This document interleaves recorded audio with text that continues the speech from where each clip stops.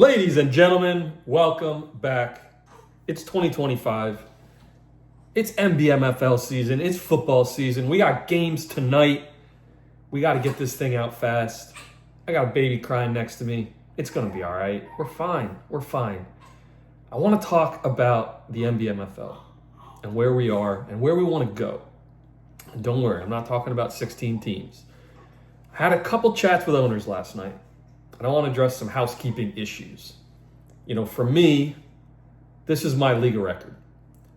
If I win the league, I consider my fantasy year a success. Even if I lose every other stupid league I'm in, I don't care. This is the one that matters. This is the one that means something. I think a lot of us in this draft feel the same way. I know we all have other leagues and other group of friends and stuff, but I think we have a great group of owners, great group of guys. Everyone really gives a shit. Everyone really tries. And I think for most people, this is the league that you judge yourself by, right? It's I think the most competitive league I'm in. I think there's a lot of fun nuances and wrinkles. To that point, this is still a $270 league. We tried to increase the price back in COVID, and people were having some financial difficulties. So we ultimately decided just to press pause on that. But I think it's something we need to revisit. Ultimately, I think this should be like $1,000 a team. Not tomorrow, but down the road. I want it to, as much as it means to us emotionally, you should be a big financial reward too. You should, be able to buy your family something really sweet if you win this thing, because it's hard to do. My proposal would be $400 next year. I think we go from $270 to $400. We can still do weekly payouts, and that'll just give us more money to pay out to the league. So we can chat about it. Let me know what you think. I know everyone's financial situation is a little different. So, it's hard to apply these changes broadly, but I do think it's something we should look into and something that I'm for. So let's chat about it. But without further ado, I know why you guys clicked on this video. It's because you're all vain little bastards and you want to know, does Steve like my team? Is my team as good as I think it is? I'm looking at it. I'm roster baiting. This looks pretty good. Let's get a second set of eyeballs on it. Let's get an experienced second set of eyeballs. There's a reason I'm the fantasy sports legend. I've been doing this since I was Penny's age, since I was in balls on it. Let's get an experienced second set of eyeballs. There's a reason I'm the fantasy sports legend. I've been doing this since I was Penny's age, since I was in diapers. I've been picking running backs and on the waiver wire. So let's get into it. We're going to start right now.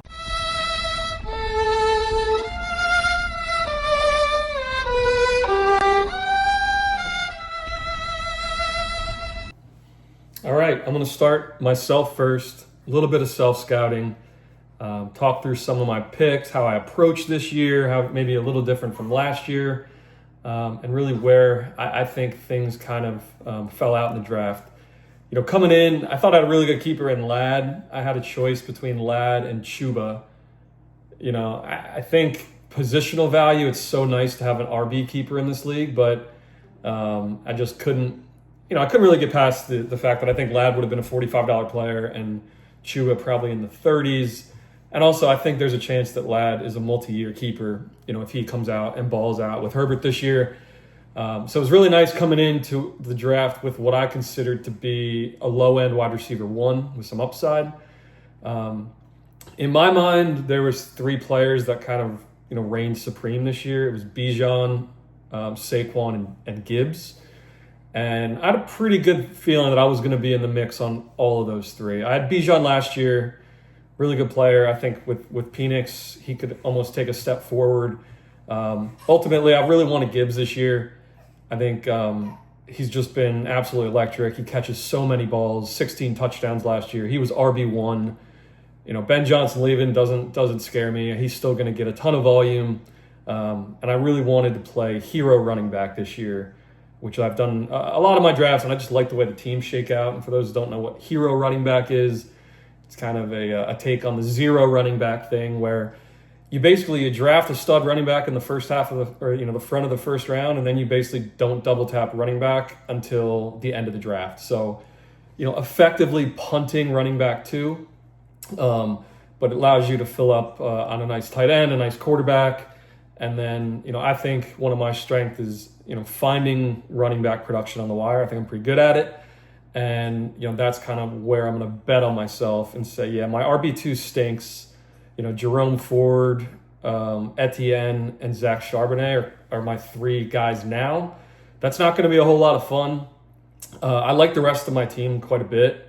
I think my wide receivers are really fun, and it's a big group of guys that I think have a ton of upside. Pickens, Waddle, Egbuka, Downs, Zay Flowers. All really exciting players on good teams for the most part. I really wanted the Egbuka Baker stack. Coming into this draft, I was either going to get Josh, Baker, or Dak as my quarterback. That's kind of where I landed. Mark Andrews was kind of an odd one, but for $10, I'm willing to roll the dice on him. All in all, I really like my team. I don't think I have the best team in the league, but I think I have a lot of depth. I have some good trade pieces, and I think I have really solid players up and down the board. So I'm going to give myself I think a B+. I like my team. In hindsight, maybe I should have spent up on a JSN or a $30 player, but I like the depth. I've not had a ton of depth in years past, and it's something I think that'll pay off for me this year. So I'm going to go solid B+, solid team. I'm ready to take on the world. This is my year, baby.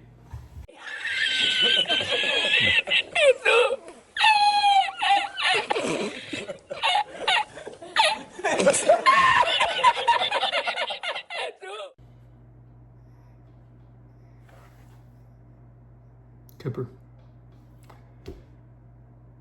We gotta have a chat. We can't be making these kind of mistakes on draft night. Now, this is day 1 stuff. You've been playing fantasy a long time. We can't be doing this. This sets us up in a really, really tough spot. Taking Lamar Jackson, hell yeah, let's go. Love it. Great player. But then we price enforce on Josh Allen at 36.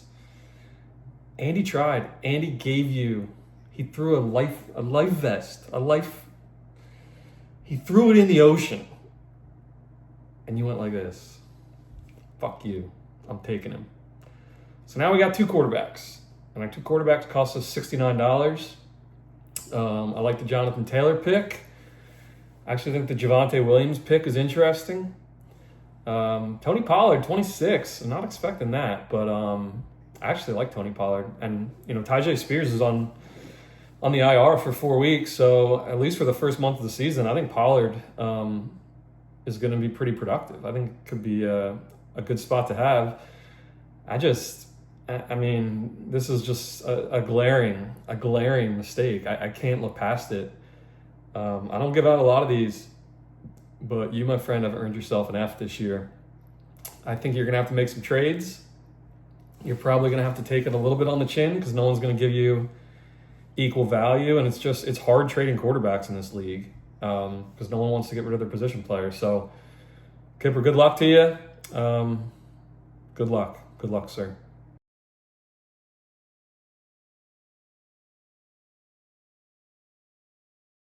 All right, Burnt Toast is up.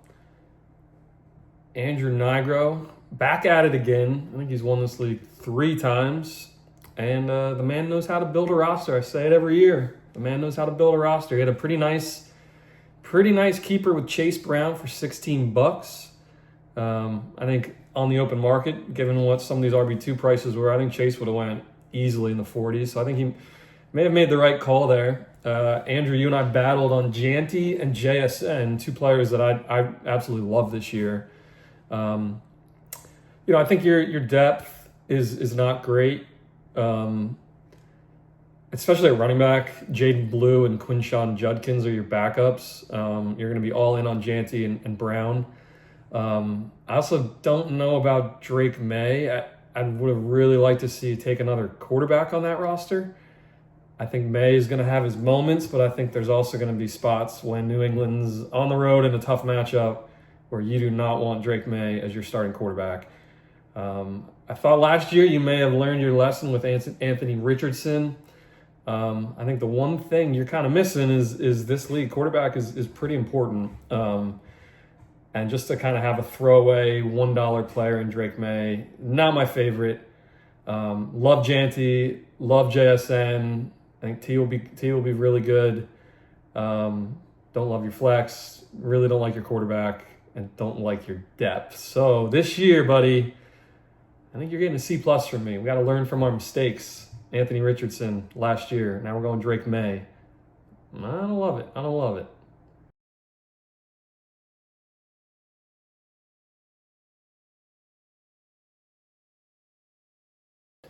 Moving on to everyone's favorite little brother, the Jibby Johns. Everyone knows Jibsy loves to flag plant. And this year, CeeDee Lamb was the flag plant. And I get it. I think Dak's going to throw a ton. I think Pickens being there helps CeeDee a little bit, take the top off of defenses. They should be a pretty productive passing game in Dallas. And he's definitely someone that I had circled on my list, and I think you'll have a lot of fun with him. The Travion for 44. That feels a bit rich for my blood. I like him. But Ramondre is still there. We'll see what their offense is. I think there's a lot of optimism around New England. But we'll see. I think by the end of the year, you could really like that pick. But for the first month or two, you may be looking at your running backs and James Conner and Travion Henderson and saying, I'm not sure I love these guys. Your keeper with McLaurin at 26, I think that's probably about what he would have went for. Maybe probably in the 30s, actually, seeing some of these other guys. Not sure we had the luxury of the Rashee Rice snag for $10. I think we had some other holes we need to fill in this roster. Shakir for 5, and the flex is good. I think you're going to have some issues here. I like the wide receiver duo of Lamb and McLaurin. Jordan Love is the quarterback, leaves me a little wanting. I don't love it, Jibs. I think you'll be okay. I think you might be on the outside looking in this year, though. I'm going to give you a C. Ty Man's All-Stars.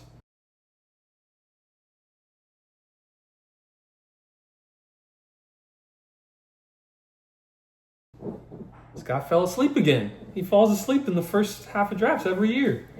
We bullied him. The chat bullied him, and he got moving.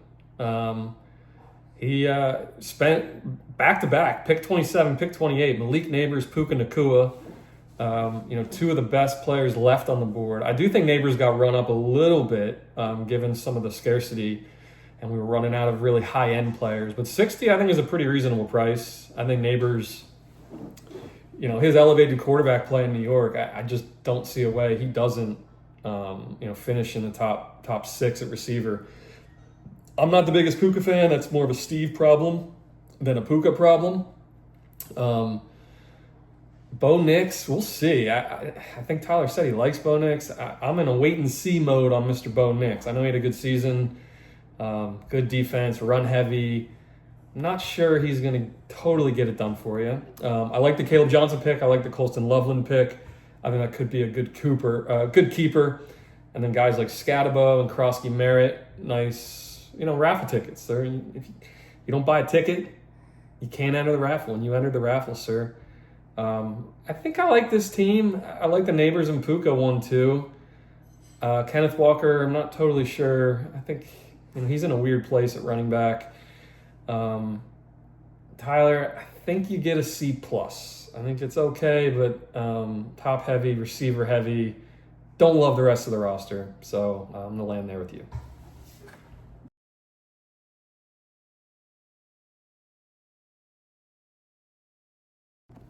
Clifford's Cool Cats has entered the chat, taking a page from the FSL playbook and landing a hero running back.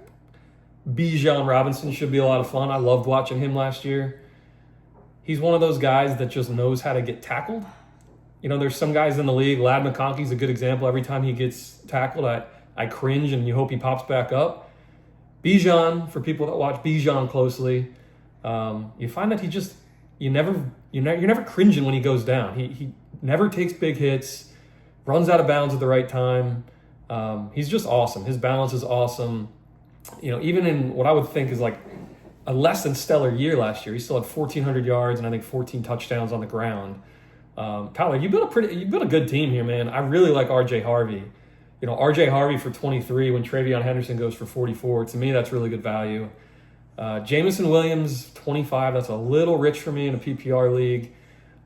Your receivers aren't great. Like Worthy, Jameson, not great PPR guys. They're going to be splash week guys, but from a week-to-week basis, they're either probably going to give you a 7 or a 20. But I like your team. I think the Trey McBride, I was fighting you for Trey. I really wanted Trey McBride. Again, in a PPR league, I think he's awesome. He catches a million balls. And I like the Jared Goff pick for people that know how to filter on last year's stats, Latif. You may have noticed that Jared Goff finished the year at quarterback 4 because he completes so many passes and is so efficient. So him for $10 is a steal. Again, Ben Johnson's gone, but that's about it. I see no reason why Goff won't be another top 6 quarterback in fantasy in our league. So Pender, hats off, well done. I'm going to give you a B+. This is a good team.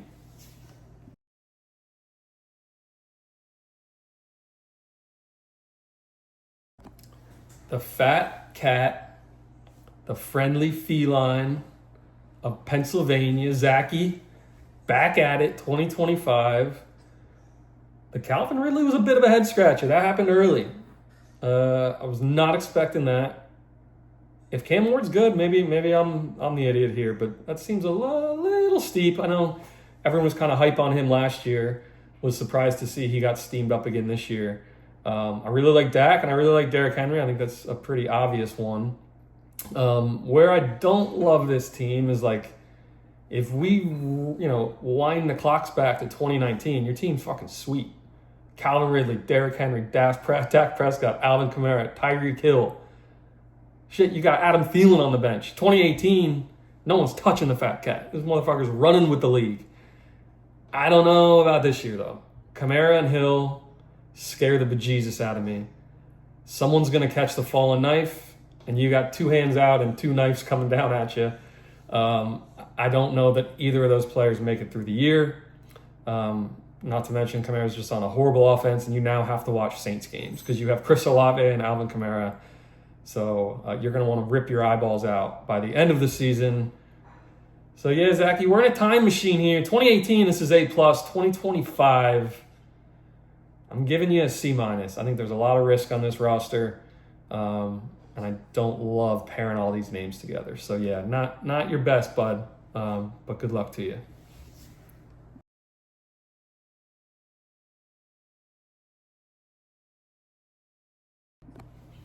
Big Daddy AE, everyone's favorite father of 5, comes out swinging. Nomination 1, Jamar Chase. Sometimes half the battle in the auction is just pulling the trigger. You got to pull the trigger, and he pulled the trigger. Jamar Chase, $69. In retrospect, that's a damn good deal. I had to pay $75 for Gibbs. And I'll tell you what, Chase was pretty much the MVP of fantasy last year. And I don't think anyone's forecasting that to stop anytime soon.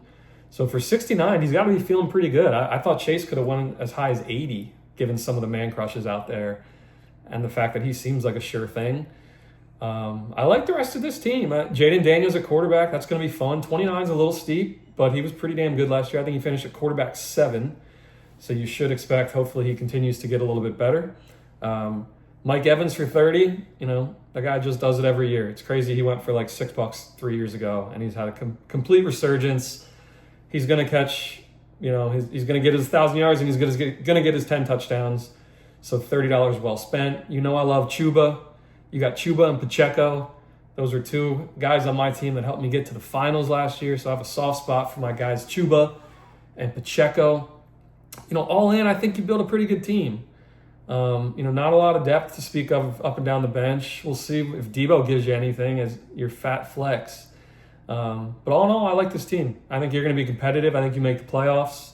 I'm going to give you a solid B. I think maybe lacks a little bit of upside in some of these players like Hubbard and Pacheco and Evans. I'm not sure they're going to get a whole lot better. But I think you're going to be a contender, and I look forward to trading with you later. Goodbye, sir.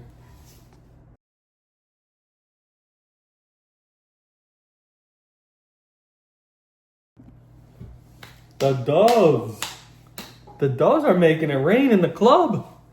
$74 on Saquon. Oh, great player, great pick. Let's go. And then the Lions bias showed through a little bit, Mr. Brett, and you went after Amon-Ra St. Brown, $62.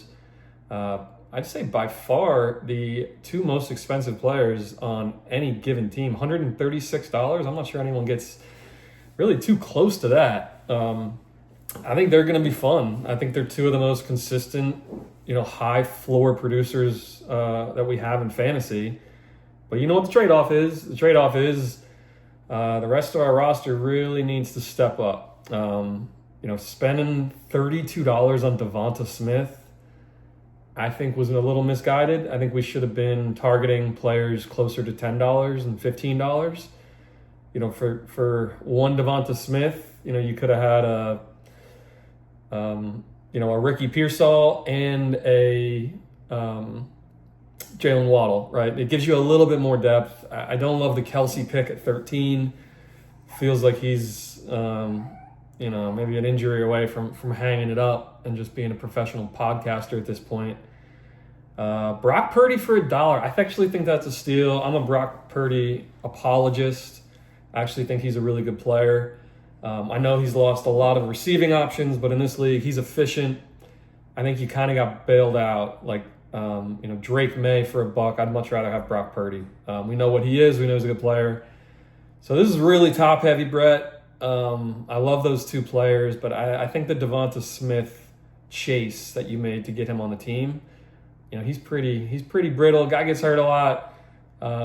You're going to be maybe hoping the wire helps you out, and we'll see. I don't love the top heaviness of this team. I'm going to give you a C.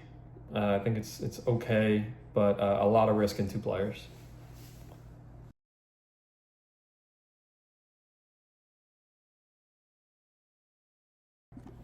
Just seems like every year the hard hitters, there's an issue on draft day. I'll own some of this one. John asked me to move the draft earlier to 6:30. It's like when most 90-year-olds eat dinner at 6:30. I wasn't happy about it, but happy to oblige. Moved it to 6:30. And Jimmy Tyrone comes a calling, and the commissioner's got to pick up. He's got to react. I totally forgot about John, which is a lot of this league the past couple years. He's just not really been relevant. I don't know that he's made the playoffs in the last couple years. It's been pretty tough sledding for our guy JN. But I like his team this year. I think he's done a pretty good job. I think he had one of the best keepers in this draft in Bucky Irving. If Bucky was out there on the market, FSL was going to be clicking the bid button, because I think Bucky is a really good talent, and he's on a really good offense. I think there's going to be a lot of fantasy points coming out of the Bay Area this year. I like the Nico Collins pick. I think people sleep on him a little bit.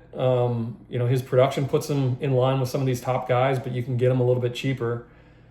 James Cook, 48, a little rich, but how does he not score, 14 touchdowns or 12? It just seems like a pretty easy path for him to be a top 12 running back. Mahomes, hate that guy, but $16, pretty good deal. He's going to have his smash weeks.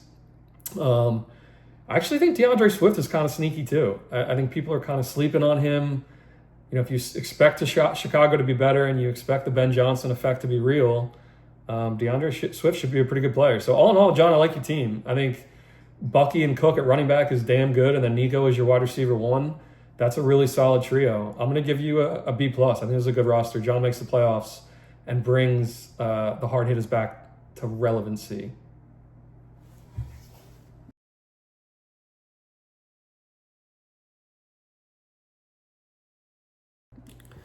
House Tyrone, year 2, a little older, a little wiser. He goes back to the well with Joe Burrow. I know Jimmy was thinking about keeping Joe Burrow for $30. Proved to be a very wise decision. He kept $3 in his pocket. And that can go a long way. That can be one extra player on the end of your bench who breaks out and is a keeper for 3 more years. So those little dollars matter. The nickels and the pennies matter in this league. Went out and paid up for a couple of really good players. Joe Burrow, George Kittle, and A.J. Brown is a really solid trio. I'm really high on George Kittle this year. Not as high on A.J. Brown. I feel like last year he lost a little steam. Eagles just don't really throw the ball a ton. Not sure I'd be willing to pay 52 for him. And Marvin Harrison Jr. for 26. I think it seems like he's bulked up. It was really weird last season. He burned a lot of people, but I think there could be a little sophomore special season in store for Marv. I definitely want to have a little bit of exposure to him. I just don't really like your running backs, Breece Hall and Aaron Jones. Both feel like they're in sort of muddy backfields. Aaron Jones is getting up there in age, although he did look pretty good last year. I just don't love your running backs, Jimmy. But good team construction, well-balanced, and good players. I'm going to give you, this is a solid B. I think Jimmy makes the playoffs in 2025.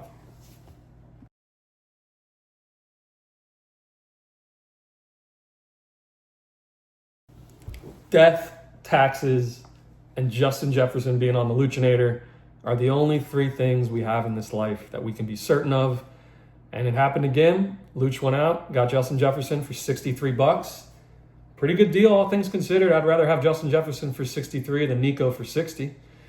We'll see what J.J. McCarthy is, but I think J.J. has proved, the other J.J., I think Justin Jefferson has proved he's kind of quarterback agnostic. He's like prime DeAndre Hopkins, where no matter who's throwing the ball, this guy makes big plays. So I don't expect that to change. Jalen Hurts, a quarterback, really solid, $21. That's a good price. I like the Achane pick. I think he's fallen way too far. My plan coming into this draft is if I didn't get one of those top three running backs, I had Achane and Jonathan Taylor circled as guys that are further down the RB chart that you save a little bit of money on. But, I mean, I could make an argument for Achane finishing as our RB1 and same with Jonathan Taylor. You know, there's not a lot of guys you can say that about. But it could go the other way. We'll see what Miami does. The Devontae Adams pick, guy's kind of ageless. Everyone's worried about Stafford every year, and he continues to kind of do big things. They almost went to the NFC Championship last year. Cortland Sutton for 18, I think, is one of the best values in this draft. Guy was pretty much a stud last year. And Bo Nix, if he keeps getting better, Cortland Sutton's going to have big games, big weeks, big years. I don't know that you needed to pay 11 to keep Laporta. That's probably what he would have went for, but sure, why not? I like your team, Luch. I think you're going to be dangerous. I think you have upside in Achane and Jefferson, and then you have some solid proven vets in Adams and Sutton. It's a solid B. This is a good team. Luch makes the playoffs. See, Luch, I'm not always mean to you every year. You have a good team this year, and I said it. So no more crying.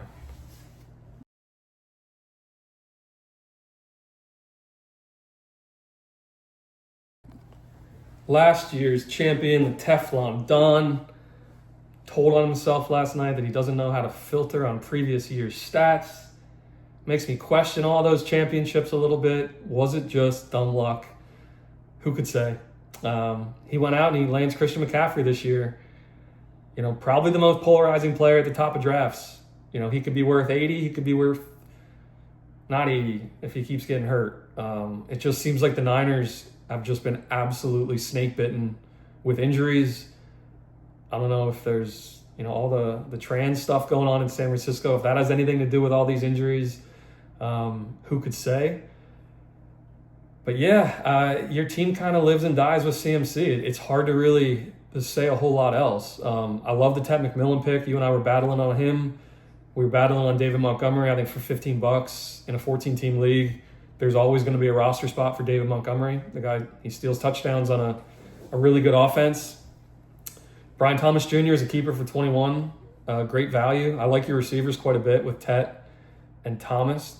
Don't love having a Panther and a Jag necessarily, but we'll see if those two offenses can take a step forward. I like your team, Latif. I think Caleb Williams, we'll see. I had him last year. He has his moments. I kind of still root for him to fail because I think he's a weird dude. But I like your team. I like the Matthew Golden pick. I think Cooper Kupp could be sneaky, and I think Diggs could be sneaky. I'm going to go B-. A lot of risk in McCaffrey, but Latif seems to get it done every year. So I'll give him the benefit of the doubt on that one, and we'll give you a B-.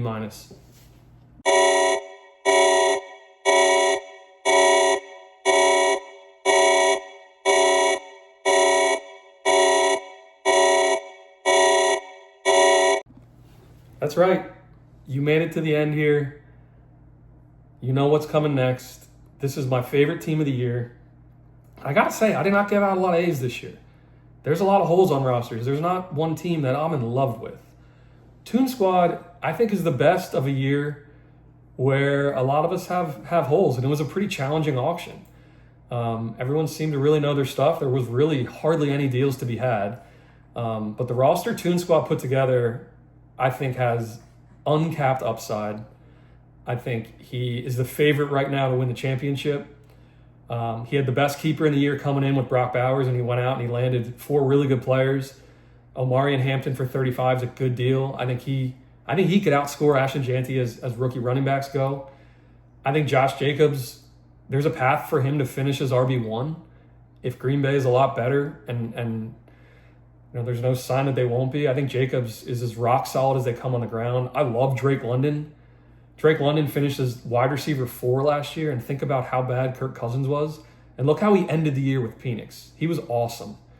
I think there's a chance Drake London is wide receiver 1 this year. The Kyler pick is sneaky too. For anyone who looks at last year's stats, Kyler finished as like quarterback 7 because he can run and he's efficient. I know, the NFL world is kind of soured on Kyler, and it seems like he finds himself sort of in a weird place where he used to be a stud and now he's kind of this in-between. Is he really a guy that can bring a Super Bowl to an organization? But in fantasy, the dude gets done, and he got it done last year pretty quietly. This is a good team, man. This has a lot of upside. You're not going to want to see this team late in the year because I think it's just going to get better as the season goes on. So Toon Squad, I apologize. You get my kiss of death. I think you have the most electric and upside team. You get a solid A for me. Well done.